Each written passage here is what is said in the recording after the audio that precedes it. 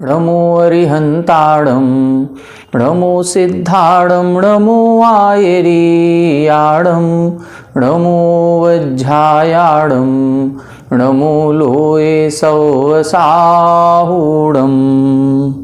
गुणानां विस्तरं वक्ष्ये स्वभावानां तथैव च पर्यायाणां विशेषेण नत्वा वीरं जिनेश्वरम्।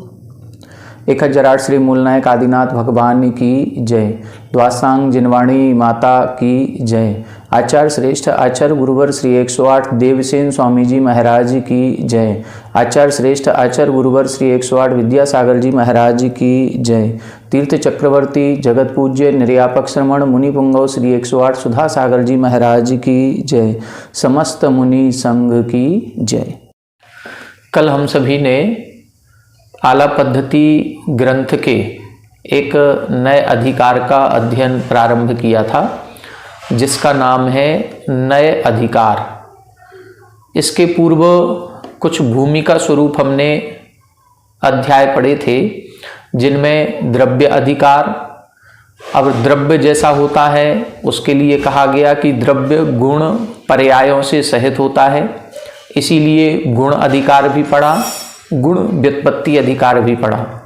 फिर पर्याय अधिकार, पर्याय व्युत्पत्ति अधिकार। द्रव्य के स्वभाव भी होते हैं, इसीलिए स्वभाव और स्वभाव व्युत्पत्ति अधिकार भी पढ़ लिया। अब इन द्रव्य का लक्षण, गुण, पर्याय और स्वभावों का लक्षण, इनका ज्ञान कैसे होता है, तब उधर उन्होंने लिखा था कि द्रव्य का, गुण का, पर्याय आदि का जो ज्ञान होता है वह हमें प्रमाण और नय की विवक्षा से ज्ञान उसका होता है। प्रमाण नय विवक्षातः, तो प्रमाण नयैरधिगमः, प्रमाण और नय के द्वारा इन द्रव्य आदि के गुणों को, पर्यायों को, स्वभावों को जाना जाता है। प्रमाण के अपन ने भेद प्रभेद सभी समझे थे। फिर कल अपन ने नय पर चर्चा प्रारंभ की थी। नय किसे कहते हैं, तो उस प्रमाण का जब कथन किया जाता है तो वह नय कहलाता है। प्रमाण से हम समस्त वस्तु को जान जाते हैं, लेकिन जब उसका कथन करेंगे तो समग्र वस्तु का कथन एक साथ नहीं हो सकता। हम अंश अंश रूप में ही उसका कथन कर पाएंगे। तो उसके जो अंश होता है, उस अंश का कथन करने वाली जो पद्धति है, उसी को हम नय कहते हैं। नय में कहीं ना कहीं अपेक्षाएं या विवक्षा लगाई जाती है। जैसे हमने आपको बताया था कि एक जो द्रव्य है, उस द्रव्य में दोनों प्रकार का स्वभाव है, नित्य स्वभाव भी है, अनित्य स्वभाव भी है। ये हमने प्रमाण से जान लिया कि ये नित्य भी है और अनित्य भी है।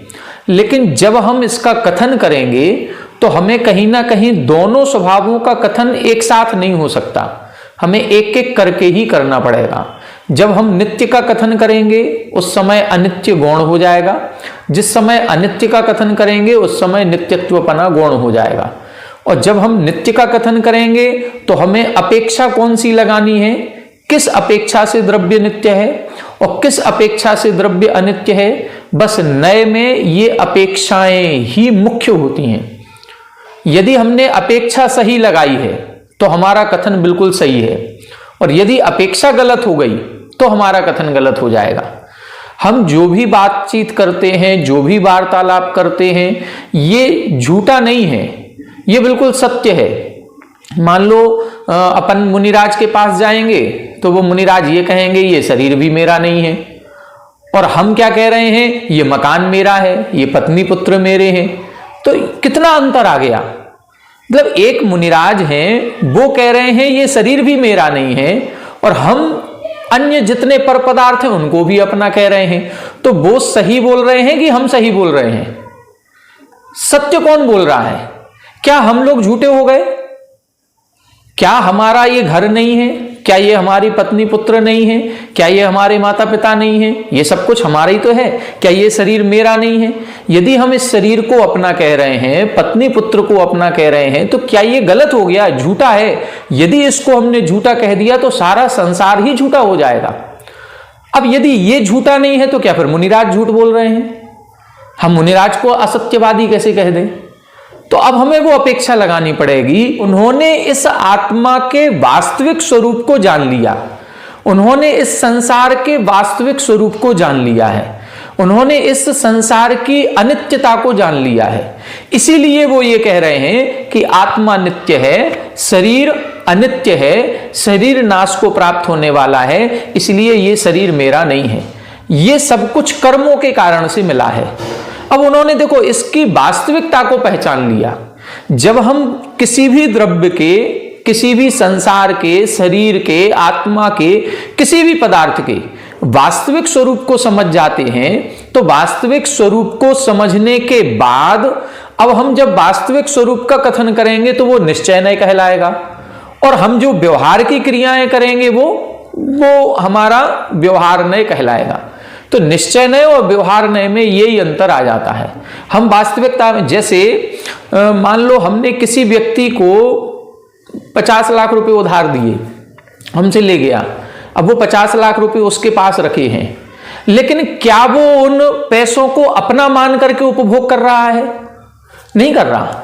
उसके मन में हमेशा यही लगेगा हमें ये उनके देना है, हमें इसका ब्याज देना है, हमें ये उनके हैं, ये पैसे हमारे पास, हमारे स्वयं के नहीं हैं। उसके पास वो पैसा होते हुए भी वो उसका आनंद नहीं ले पा रहा है। क्यों नहीं ले पा रहा? क्योंकि ये हमारी अमानत है। वो वास्तविकता को जान रहा है। बस यही स्थिति हम लोगों के साथ होती है। हम लोग भी अब उस परिस्थिति को, स्थिति को कर्मों के कारण से जानने, जब हम ग्रंथों का स्वाध्याय करते हैं तो हमें अपनी आत्मा के वास्तविक स्वरूप का ज्ञान हो जाता है कि हमारी आत्मा का वास्तविक स्वरूप क्या है। जैसे एक बार उदाहरण दिया गया था, शायद बैनर्जी साहब ने दिया था, कि कई बार मूवी फिल्मों में भी देखा होगा कि कई बार ऐसा होता है कि कोई अमीर व्यक्ति का लड़का था और बचपन में खो गया।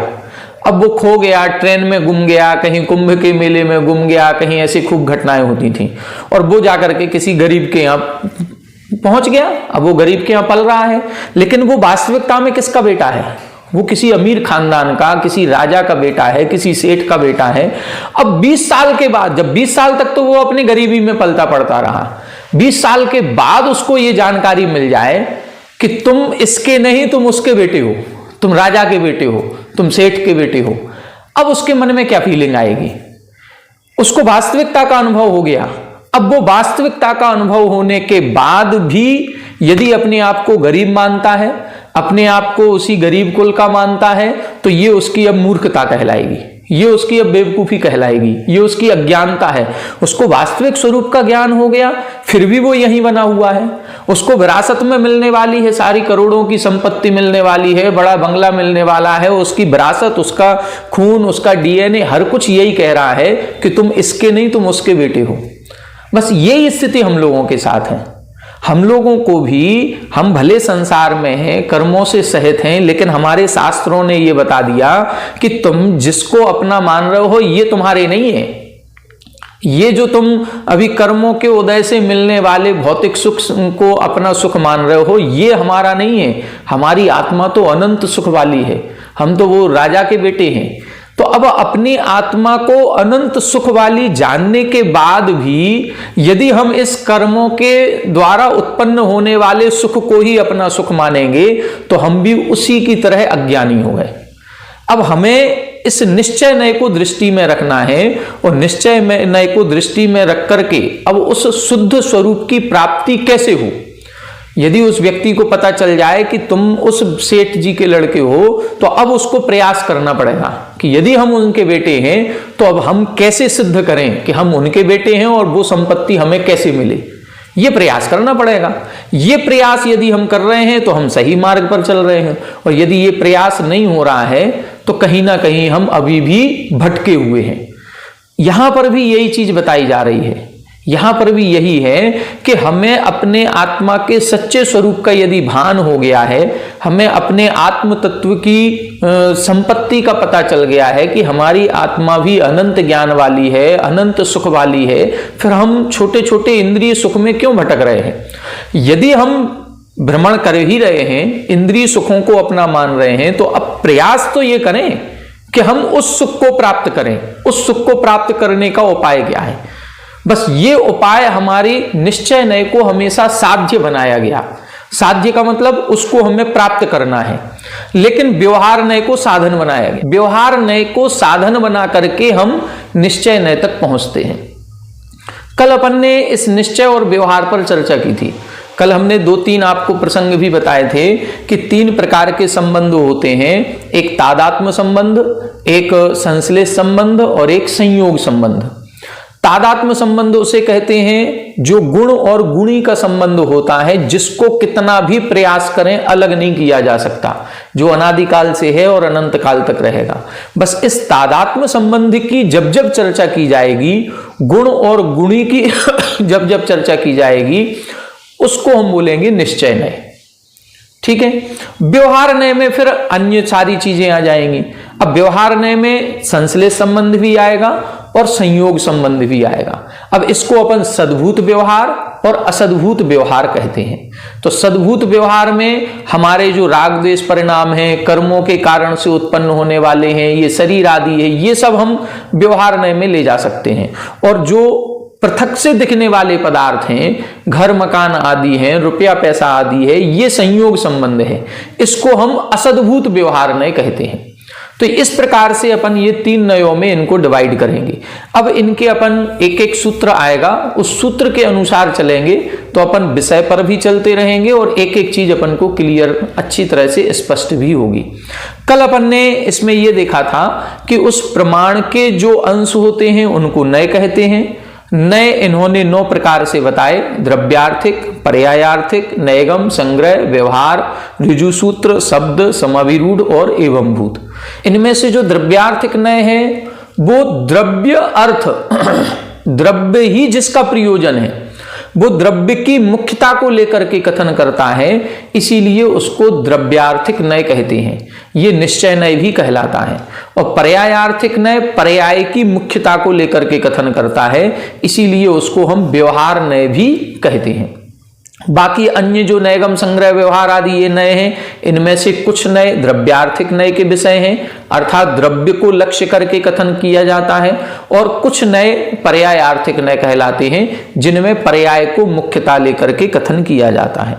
इन नयों के साथ साथ कुछ उपनय भी होते हैं।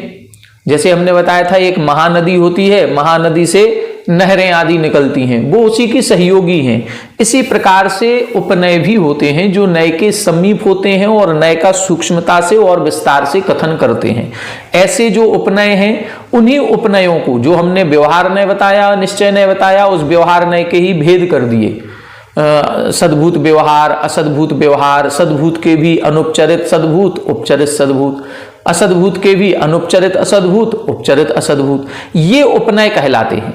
यह सद्भूत व्यवहार नय है, उसमें भी अपन 2 भेद कर देते हैं, शुद्ध सद्भूत, अशुद्ध सद्भूत। इस प्रकार से ये भेद प्रभेद होते हैं, ये उपनय कहलाते हैं।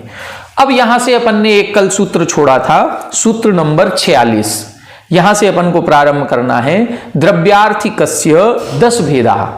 जो द्रव्यार्थिक नय है, इसके 10 भेद होते हैं। 10 भेद होते हैं या 10 प्रकार से द्रव्यार्थिक नय का विवेचन किया जाता है। जैसे हमने कहा ना कि हमारी आत्मा सिद्धों के समान शुद्ध है, यह भी द्रव्यार्थिक नय है, निश्चय नय है। मैं केवल ज्ञान स्वरूपी हूं, यह भी द्रव्यार्थिक नय है, निश्चय नय है। मेरी आत्मा का कभी मरण नहीं होता, आत्मा अजर अमर अविनाशी है, यह भी द्रव्यार्थिक नय है। तो ये दृष्टियां हैं, अलग अलग दृष्टि से जब कथन किया जाता है तो ये दृष्टियां 10 प्रकार की यहां पर बताई गई हैं। उन 10 प्रकार की दृष्टि या अपेक्षाओं के कारण से द्रव्यार्थिक नय को 10 प्रकार से विभाजित किया गया है। अब अपन एक एक दृष्टि को देखेंगे। मुख्यतः हमने 3 प्रकार की दृष्टि आपको बताई थी। सबसे पहली दृष्टि क्या है? हमने आपको बताया था कि हमारी जो आत्मा या जीव द्रव्य है तथा जो पुद्गल द्रव्य है, ये दोनों द्रव्य एक दूसरे से संबंध बनाते हैं, इसलिए ये दोनों अशुद्ध हो जाते हैं। तो अब इन दोनों की 2 अवस्थाएं होती हैं, एक शुद्ध अवस्था और एक अशुद्ध अवस्था।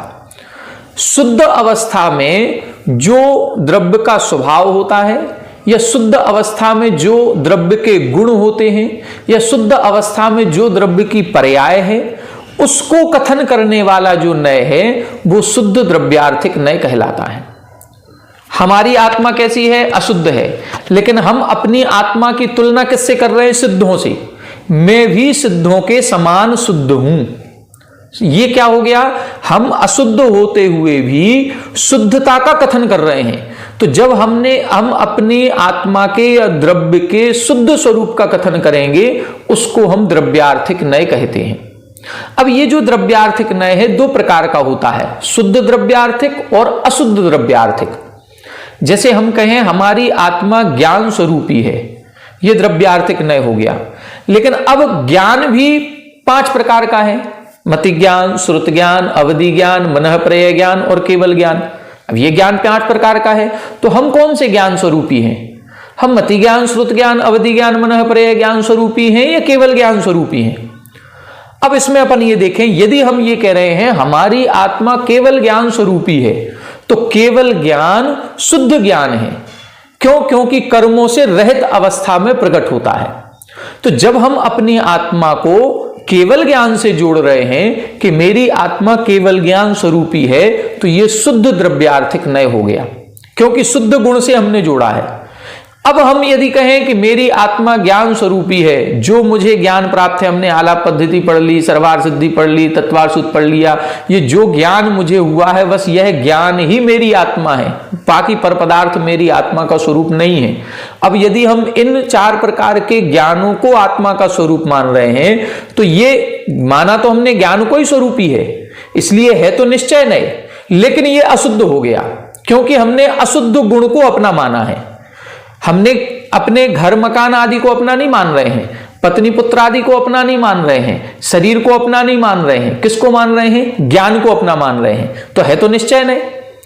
ज्ञान को ही, अपने ही गुण को अपना मान रहे हैं, तो यह है निश्चय नहीं। लेकिन हमने कौन से गुण को अपना माना? अशुद्ध गुण को। जब हम अशुद्ध गुण को अपना मानेंगे तो द्रव्यार्थिक नय तो है, लेकिन वो अशुद्ध द्रव्यार्थिक नय कहलाएगा। द्रव्यार्थिक नय के 2 भेद करेंगे, शुद्ध द्रव्यार्थिक, अशुद्ध द्रव्यार्थिक। तो जिस आत्मा के स्वरूप को हम अपना स्वरूप बता रहे हैं, यदि वो आत्मा का स्वरूप शुद्ध है, उससे अपनी तुलना कर रहे हैं, कर्मोपाधि से निरपेक्ष है, तो फिर शुद्ध द्रव्यार्थिक है। और यदि हम कर्मोपाधि से सापेक्ष लेकर के अपने बात कर रहे हैं, तो वो अशुद्ध द्रव्यार्थिक नय कहलाता है। इसी प्रकार से दूसरी दृष्टि लगाई जाती है उत्पाद, व्यय और द्रव्य से। उत्पाद और व्यय ये दोनों कैसे होते हैं? उत्पन्न होगा, नष्ट होगा, उत्पन्न होगा, नष्ट होगा। तो उत्पाद और व्यय ये पर्याय में होता है, पर्याय की दृष्टि है, लेकिन द्रव्यपना ये द्रव्य दृष्टि है। तो जब हम उत्पाद व्यय को गौण करते हैं और द्रव्य दृष्टि से बात करते हैं, तो आत्मा नित्य नजर आती है, आत्मा का कभी विनाश नहीं होता, क्योंकि द्रव्यपना है। तो उस दृष्टि से बात करेंगे तो ये शुद्ध द्रव्यार्थिक नय कहलाता है। ऐसे ही भेद अभेद की दृष्टि लगाई जाती है। अपन एक एक सूत्र पढ़ेंगे तो सारा विषय क्लियर होगा, ऐसे में आप उलझ जाएंगे। एक सूत्र अपन सबसे पहले 47 नंबर का पढ़ते हैं, उससे बहुत अच्छे से क्लियर होगा। देखो, पहला द्रव्यार्थिक नय का भेद बता रहे हैं। कर्मोपाधि निरपेक्षः शुद्ध द्रव्यार्थिकः यथा संसारी जीवः सिद्ध सदृक् शुद्धात्मा। कर्मोपाधि निरपेक्षः शुद्ध द्रव्यार्थिकः यथा संसारी जीवः सिद्ध सदृक् शुद्धात्मा। यहां बता रहे हैं, उदाहरण को देखें, जैसे संसारी जीव सिद्ध सदृक्, सिद्धों के समान शुद्ध आत्मा है। किसको किसके समान बता रहे हैं? संसारी जीव को सिद्धों के समान शुद्ध बता रहे हैं। अब बताओ, संसारी जीव शुद्ध है कि अशुद्ध? संसारी जीव तो अशुद्ध है और सिद्ध जीव शुद्ध हैं, लेकिन हमने अशुद्ध की तुलना शुद्ध से कर रहे हैं और ये कह रहे हैं कि ये संसारी जीव भी सिद्धों के समान है। किस अपेक्षा से समान है? कर्मोपाधि निरपेक्ष। कर्म की जो उपाधि है, जो कर्म का हमारे से बंध हुआ है, उस बंध को छोड़ दो। निरपेक्ष, निरपेक्ष का मतलब छोड़ दो, उसको ध्यान मत दो। यदि देखो, हमारे में और सिद्धों में अंतर क्या है? सिद्धों की परिभाषा क्या बताते हैं? जो आठों कर्मों से रहित हो गए हैं वो मुक्त जीव हैं, और जिनके आठों कर्म लगे हैं वो संसारी जीव हैं। यही तो परिभाषा है। अब यदि हम कर्म को अलग कर दें, कर्म की कोई बात मत करो, अब कर्म को जब हम अलग कर देंगे, अब सिद्धों में और हमारी आत्मा में क्या अंतर है? बिना कर्म को मत लाओ, बस कर्म की बात नहीं करना है। बिना कर्म के उनकी आत्मा में और हमारी आत्मा में क्या अंतर है? कोई अंतर नहीं। जैसी उनकी आत्मा है वैसी ही हमारी आत्मा है। यदि जैसे अपन कहते चींटी 3 इंद्रिय जीव है, हम पंचेंद्रिय जीव हैं, इंद्रियों की बात मत करो, इंद्रिय शब्द हटा दो, तो उस चींटी में और हम में क्या अंतर है? कोई अंतर नहीं। वो भी जीव है, हम भी जीव है, हमारे अंदर भी ज्ञान है, उसके अंदर भी ज्ञान है। आहार, भय, मैथुन, परिग्रह, चारों संज्ञाएं हमारे अंदर भी हैं, उसके अंदर भी हैं, तो उसमें और हम में क्या अंतर हुआ? कोई अंतर नहीं। जब मार्गणाओं का अध्ययन किया जाता है तो मार्गणाओं में यही बताया गया। जैसे हम इंद्रिय मार्गणा की बात करें, पंचेंद्रिय मार्गणा, तो पंचेंद्रिय मार्गणा में देव भी हैं, पंचेंद्रियों में नारकी भी हैं, पंचेंद्रियों में मनुष्य भी हैं और त्रियंच भी हैं। तो हम भी पंचेंद्रिय, एक त्रियंच भी पंचेंद्रिय, तो हम में और उस गाय में क्या अंतर हुआ? कोई अंतर नहीं। तो बस ये इधर देखा जाता है। कर्म को हटा दो, कर्म को हटाने के बाद क्या हमारे में और सिद्धों में कोई अंतर है? कोई अंतर नहीं। जैसे मान लो अपने पड़ोस में, मान लो कि कोई अंबानी है, मुकेश अंबानी, अपन कहते हो अरे वो कहां और हम कहां। अब ठीक है, उनके पास पैसा बहुत है, हमारे पास पैसा नहीं है, बस यही अंतर है ना। पैसे को छोड़ दो, पैसे की बात मत करो, फिर बताओ कि हम में और उनमें क्या अंतर है? कोई अंतर नहीं। जैसे वो है वैसे ही हम हैं। उनके पास घर है तो हमारे पास भी घर है। अब ये बात अलग है कि वो 10 मंजिल के मकान में रह रहे हैं, हम 1 मंजिल के में रहे तो उतने में ही रहे हैं। जैसे अपन कहते हैं ना कि मरने के बाद सबको वही शमशान नसीब होना है। मरने के बाद वो एक दोहा बोलते हैं, कितने मुफलिस हो गए, कितने तबंगर हो गए, खाक में जब मिल गए सब बराबर हो गए। अब चाहे अमीर हो चाहे गरीब हो, वो दोनों को जलाया तो एक ही शमशान में जाएगा ना। मरने के बाद किसके कौन सी असमानता है? कोई नहीं, सब समान है। बस ये इधर बता रहे हैं। कर्मोपाधि निरपेक्ष, कर्म क्या निरपेक्ष कर दें, कर्म की बात नहीं करें तो सिद्धों में और हमारे अंदर में या किसी भी संसारी प्राणी में कोई अंतर नहीं है। इसीलिए द्रव्य संग्रह में आपने एक गाथा पढ़ी होगी, उसमें जहां 14 मार्गणाओं का और गुण स्थानों का वर्णन दिया, वहां क्या लिखा? सब्बे शुद्धाहु शुद्धड़या, सब्बे शुद्धाहु शुद्धड़या, शुद्ध निश्चय नय से सभी जीव शुद्ध है। ना निगोदिया में, ना सिद्धों में, ना नारकी में, ना देव में, ना मनुष्य में, ना त्रियंच में कोई अंतर नहीं। निगोदिया में भी वही आत्मा है, हमारे में भी वही आत्मा है, सिद्धों में भी वही आत्मा है। कई बार जो कांजी पंथ वाले लोग हैं, कई बार ऐसी चर्चा करते हैं, वो हमेशा अपनी तुलना किससे करते हैं? मैं भी सिद्धों के समान हूं, मेरी, यही कह रहा है ये नए शुद्ध द्रव्यार्थिक ने क्या कह रहा है? संसारी जीवा सिद्ध सदृक शुद्धात्मा, सिद्धों के समान शुद्ध हैं। यदि सिद्धों में और हम में कोई अंतर नहीं है तो सिद्धों में और चींटी में भी कोई अंतर नहीं होगा। जब सिद्ध में और हमारे में कोई अंतर नहीं तो सिद्ध में और चींटी में भी अंतर नहीं, सिद्ध में और निगोदिया में भी कोई अंतर नहीं, सिद्ध में और सूकर में भी कोई अंतर नहीं। जब सिद्ध में और सूकर में अंतर नहीं, सिद्ध में और हम में अंतर नहीं, तो हम में और सूकर में भी कोई अंतर नहीं होना चाहिए। फिर हम सूकर को इतना निकृष्ट क्यों कह रहे हैं? फिर हम चींटी को सूक्ष्म जीव, छोटा जीव क्यों मान रहे हैं? फिर हम उसका घात क्यों कर देते हैं? यदि हमारी आत्मा सिद्धों के समान है तो हमारी आत्मा फिर उन अन्य त्रियंचों के भी तो समान हो गई। सब्बे शुद्धाहु शुद्धड़या, सभी जीव शुद्ध निश्चय नय से सब समान हैं, किसी में कोई अंतर नहीं। तो फिर अपनी तुलना केवल सिद्धों से ही क्यों कर रहे हैं? अन्य जीवों से भी तो करें, लेकिन अन्य जीवों से नहीं करते, केवल सिद्धों के समान। यदि तुलना करनी है तो उत्कृष्ट के साथ साथ निकृष्ट से भी करो, फिर उस जीव का भी कल्याण करो, लेकिन ऐसा नहीं करते। बस यही अंतर आ जाता है। हम एक पक्ष लेकर के नहीं चलें, हम सारे पक्षों को लेकर के चलें। तो यहां पर अपन को यह समझना है, कर्मोपाधि निरपेक्ष, कर्म की उपाधि से रहित यदि हम करते हैं तो उस समय जैसे सिद्ध वैसे ही हम में और सिद्धों में कोई अंतर नहीं, ये शुद्ध निश्चय नय का विषय हो गया। यदि कोई हम आत्म ध्यान लगाएं या कोई मुनिराजों के पास जाएं और यदि इस प्रकार की बातें हो रही हैं कि जो सिद्धों का स्वरूप है वह मेरा स्वरूप है, जो महावीर भगवान, आदिनाथ भगवान आदि तीर्थंकरों ने जिस शुद्ध स्वरूप को प्राप्त किया वही स्वरूप मेरा है। कई बार मंत्रों की जाप की जाती है, सिद्धोहम, बुद्धोहम, शुद्धोहम, मैं भी सिद्ध हूं, मैं भी बुद्ध हूं। तो ये जो जाप की जा रही है ये शुद्ध द्रव्यार्थिक नय की दृष्टि से की जा रही है, बस ये अपन को समझना है। अब दूसरी दृष्टि देखें, उत्पाद व्यय गौणत्वेन सत्ताग्राहकः शुद्ध द्रव्यार्थिको यथा द्रव्यम नित्यम।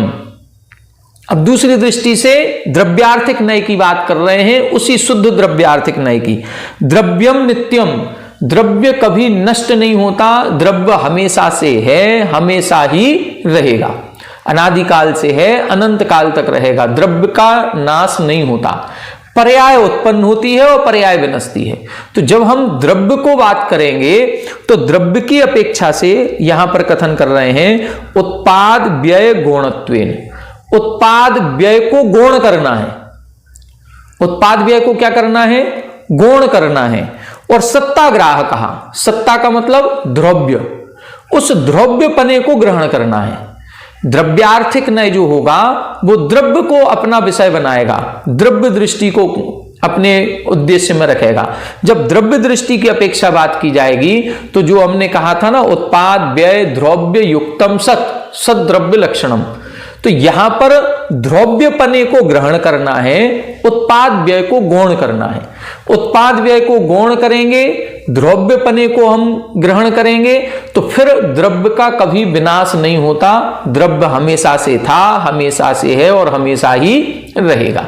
ये जो दृष्टि है इसको बोलते शुद्ध द्रव्यार्थिक नय। अपन भले आज शोक में है कि हमारे पूज्य आचार्य गुरुवर की समाधि हो गई, लेकिन जो द्रव्यार्थिक नय का आलंबन लेंगे वो कहेंगे कोई दुख की बात नहीं है, वो आज हमारे बीच में थे, अब यहां से देवगति में पहुंच गए। वो जीव का विनाश नहीं हुआ, उस जीव का ना तो विनाश होना है और ना कभी होगा। वो तो जीव आज हमारे बीच में था, हमारे बीच में ना होकर के वहां पहुंच गया। तो कहीं ना कहीं अंतर बस केवल इतना ही है, वो पर्याय नष्ट हुई है, द्रव्य नष्ट नहीं हुआ। तो जब द्रव्य दृष्टि की बात की जाती है तो उसे हम शुद्ध द्रव्यार्थिक नय कहते हैं। तो यहां क्या हो गई दूसरी दृष्टि। पहली दृष्टि में हमने शुद्ध स्वभाव की बात की थी कि शुद्ध गुण से हम सिद्धों के समान हैं। वहां पर हमने कर्मोपाधि को एक तरफ रख दिया था, उसको निरपेक्ष करके कथन किया था। दूसरी दृष्टि में उत्पाद व्यय द्रव्य की दृष्टि लगाएंगे तो चूंकि द्रव्यार्थिक नय है इसलिए उत्पाद व्यय को गौण करेंगे और द्रव्य को मुख्य करेंगे, इसीलिए लिख दिया उत्पाद व्यय गौणत्वेन सत्ताग्राहकः। सत्ताग्राहक का मतलब हमें सत्ता को ग्रहण करना है, जो सत्स्वरूप है। सत्स्वरूप क्या है, द्रव्य। जैसे अपन ने पढ़ा था नित्यावस्थितान्य रूपाणी, ये द्रव्य नित्य हैं, अवस्थित हैं। तो नित्य और अवस्थित का मतलब इनका कभी उत्पत्ति नहीं होती, इनका कभी विनाश नहीं होता, ये संख्या में जितने हैं उतने ही रहेंगे, ये नष्ट और उत्पन्न नहीं होते। उत्पन्न और नष्ट क्या होता है, पर्याय उत्पन्न और नष्ट होती है। आज मनुष्य पर्याय का विनाश हुआ, देव पर्याय की उत्पत्ति हुई।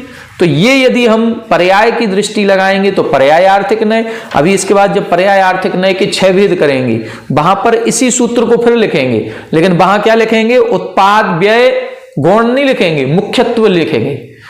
पर्याय आर्थिक दृष्टि में उत्पाद व्यय को मुख्य करना है, सत्ता को गौण करना है, लेकिन द्रव्यार्थिक दृष्टि में हम उत्पाद व्यय को गौण करेंगे, द्रव्य को मुख्य करेंगे। बस यही अंतर है और कुछ नहीं। नय में यही लगाया जाता है हम किस अपेक्षा से बात कर रहे हैं। आपके पड़ोस में यदि कहीं कोई एक्सपायर हो जाए और हम उसके घर में जाएं, अरे कोई नहीं मरता, कहीं किसी का कोई मरण नहीं होता, तो आप वो तुरंत कहेगा ऐसे कैसे कह रहे हो आप कि किसी का मरण नहीं होता, हमारे घर से तो ये व्यक्ति का मरण हो गया। तो हमें उसको समझाना पड़ेगा कि हम पर्याय दृष्टि से बात नहीं कर रहे हैं, हम द्रव्य दृष्टि से बात कर रहे हैं। ये जो जिसके लिए तुम रो रहे हो ये उसकी पर्याय थी। द्रव्य तो आत्मा है, उस आत्मा का मरण नहीं होता। आत्मा जिस शरीर में थी उसकी ये पर्याय थी, उस शरीर का मरण हो गया, अब उसने दूसरा शरीर ले लिया, तो ये पर्याय बदली है। आत्मा तो अभी भी है, वो अभी भी जीवित है, आत्मा का कभी मरण नहीं होता। तो ये हमें उसको दृष्टि समझानी पड़ेगी, वो दृष्टि समझ जाएगा फिर उसको भी दुख नहीं होगा। तीसरी विशेषता क्या बता रहे हैं? भेद कल्पना निरपेक्ष शुद्धो द्रव्यार्थिको यथा निज गुण पर्याय स्वभावात द्रव्यम अभिन्नम। हमने बताया था कि भेद कथन और अभेद कथन ये दो प्रकार से दृष्टि लगाई जाती है। भेद और अभेद का क्या मतलब? आत्मा में गुण भी होते हैं, आत्मा की पर्याय भी होती है, आत्मा के स्वभाव भी होते हैं। सभी द्रव्यों में हमने गुण, पर्याय और स्वभाव पढ़ लिए। तो ये गुण, स्वभाव और पर्याय जो हैं ये आत्मा की ही हैं या आत्मा से अलग हैं? ये आत्मा की ही हैं। ज्ञान गुण आत्मा का ही है, आत्मा का ही है। क्या आत्मा और ज्ञान में कोई अंतर नहीं है? जैसे हमने आपको बताया हम धन से धनी हुए हैं, धन के कारण से धनी है। इसी तरह से ज्ञान के कारण से व्यक्ति ज्ञानी बनता है।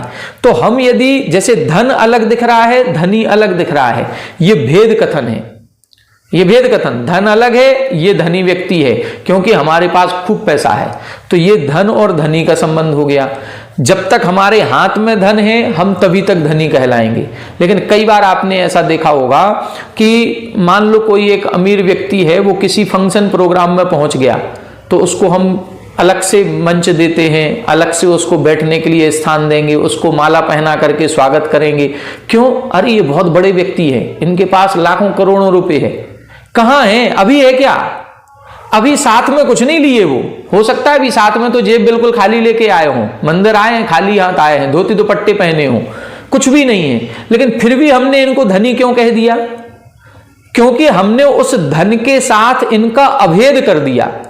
धन का और धनी का भेद नहीं कर रहे हैं, अभेद। जब अभेद कथन होगा तो धन हमारे साथ हो या ना हो हम धनी ही कहलाएंगे। इसी तरह से हमारे ज्ञान के साथ है, ज्ञान गुण है, पर्याय है, स्वभाव है। ये गुण, पर्याय, स्वभाव द्रव्य से अलग नहीं हो सकते।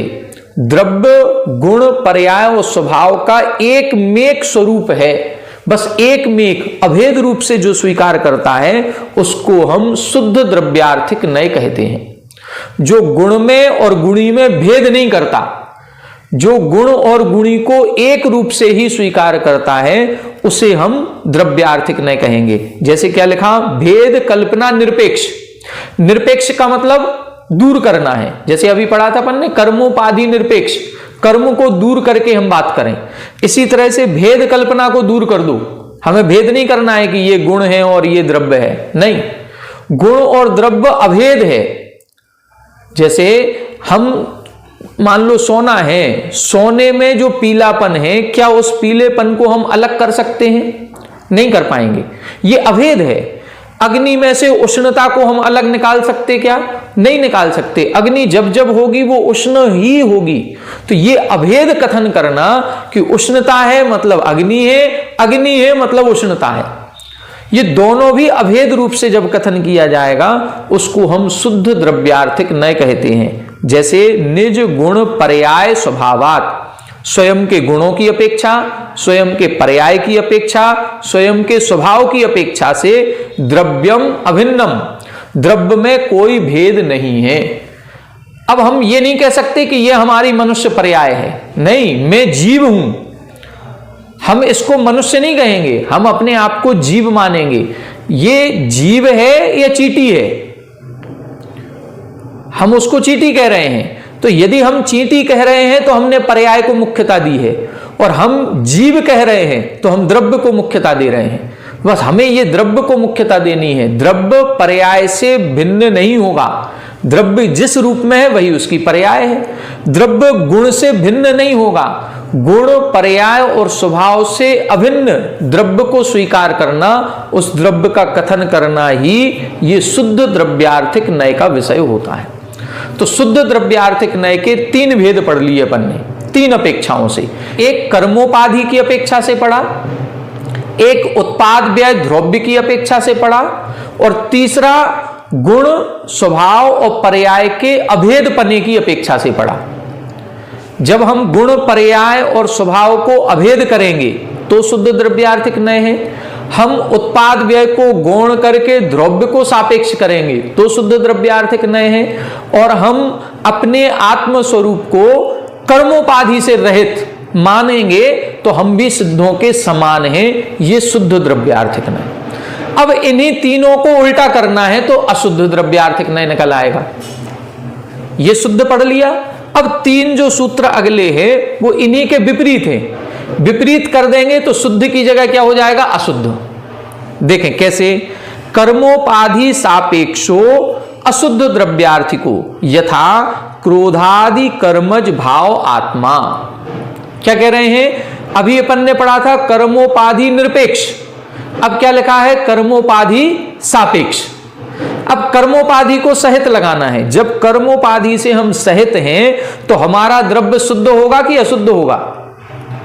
हम अपने आप को कर्म से सहित मान रहे हैं तो कर्म से सहित द्रव्य तो अशुद्ध होगा। और फिर अशुद्ध द्रव्यार्थिक नय है तो हमारी आत्मा में जो भाव उत्पन्न हो रहे हैं, जो विभाव परिणाम है, चाहे वो क्रोध का हो, चाहे मान का हो, चाहे माया का हो, लोभ का हो, जितने भी कसाय के भाव बन रहे हैं ये सभी आत्मा ही कर रही है कि कोई दूसरा कर रहा है? आत्मा ही कर रही है। तो क्रोध परिणाम भी आत्मा का है। अब हम कहें कि हम क्रोध तो कर रहे हैं लेकिन हमारी आत्मा तो सिद्धों के समान शुद्ध है, तो जब हम सिद्धों के समान शुद्ध कहेंगे उस समय हम शुद्ध द्रव्यार्थिक नय की बात कर रहे हैं। लेकिन जिस समय हम क्रोध कर रहे हैं उस समय तो हम क्रोधी हैं, वो अशुद्ध द्रव्यार्थिक नय का विषय बनेगा क्योंकि हम कर्मों से सहित हैं। तो हमें दोनों दृष्टि रखनी पड़ेगी, शुद्ध द्रव्यार्थिक नय की भी और अशुद्ध द्रव्यार्थिक नय की। शुद्ध द्रव्यार्थिक नय शुद्ध द्रव्य को ग्रहण करेगा, अशुद्ध द्रव्यार्थिक नय अशुद्ध द्रव्य को ग्रहण करेगा। शुद्ध द्रव्यार्थिक नय शुद्ध द्रव्य के भावों को ग्रहण करेगा, अशुद्ध द्रव्यार्थिक नय अशुद्ध द्रव्य के भावों को ग्रहण करेगा। तो हम हैं तो अशुद्ध, लेकिन जब हम शुद्धों से अपनी समानता दिखाएंगे तो वो शुद्ध द्रव्यार्थिक नय की अपेक्षा हो गया।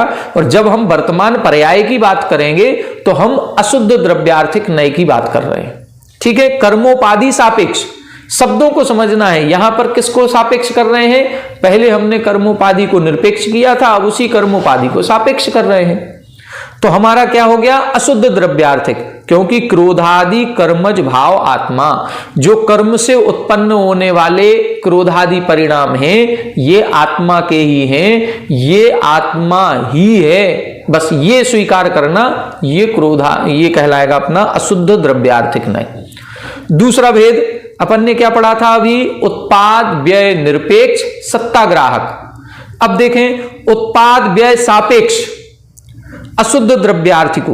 अब यहां पर सत्ता की बात नहीं कर रहे हैं, केवल उत्पाद व्यय को ग्रहण कर रहे हैं, सत्ता को गौण कर दिया तो अशुद्ध द्रव्यार्थिक नय है। यथा एकस्मिन् समये द्रव्यम उत्पाद व्यय द्रव्यात्मकम। एक ही समय में द्रव्य में उत्पाद भी हो रहा है, द्रव्य में व्यय भी हो रहा है और द्रव्य में द्रव्य भी है। एक ही समय में तीनों स्थितियां हैं और उसमें हम किसको सापेक्ष कर रहे हैं? उत्पाद व्यय को सापेक्ष करेंगे तो यह अशुद्ध द्रव्यार्थिक नय का विषय बनेगा। द्रव्य में जो प्रति समय परिवर्तन हो रहा है, तो परिवर्तन प्रति समय हो रहा कि नहीं हो रहा? हो रहा है। बस उस उत्पाद व्यय को हम सापेक्ष करके कथन करेंगे तो यह अशुद्ध द्रव्यार्थिक नय है। उत्पाद व्यय को निरपेक्ष करके कथन करेंगे तो शुद्ध द्रव्यार्थिक नय है। भेद कल्पना को निरपेक्ष कथन किया था तो शुद्ध द्रव्यार्थिक नय है, और भेद कल्पना को सापेक्ष करके कथन करेंगे तो अशुद्ध द्रव्यार्थिक नय है। अगला सूत्र है भेद कल्पना सापेक्षो। भेद कल्पना सापेक्ष करना है। ऊपर वाले 49 नंबर में भेद कल्पना निरपेक्ष लिखा था, यहां भेद कल्पना सापेक्ष हो गया, सापेक्ष हो जाएगा तो अशुद्ध हो गया। यथात्मनो दर्शन ज्ञान आदियो गुणा, आत्मा के दर्शन ज्ञान आदि गुण होते हैं। तो जब भेद करेंगे आत्मा का ज्ञान या ज्ञानी आत्मा, दो हैं। आत्मा का ज्ञान तो आत्मा अलग हो गई, ज्ञान अलग हो गया, दो अलग अलग चीजें हो गई, तो ये भेद हो गया। और हम कहें ज्ञानी आत्मा, तो आत्मा ज्ञान का संबंध दिख रहा है। बस जहां पर भेद कल्पना निरपेक्ष होगा वहां ज्ञानी आत्मा ये कहा जाएगा, और जहां पर भेद कल्पना सापेक्ष कर देंगे वहां आत्मा का ज्ञान, आत्मा का दर्शन, आत्मा का सुख, इस प्रकार से चर्चा की जाती है। तो ये अपन ने आज 6 भेद द्रव्यार्थिक नय के पढ़े। 3 शुद्ध द्रव्यार्थिक नय है, 3 अशुद्ध द्रव्यार्थिक नय है। बस ये अपन ने आज विशेषता देखी। आगे के विषय को अपन आगे की कक्षा में देखेंगे। आज अपना समय हो गया, इतना ही रखते हैं।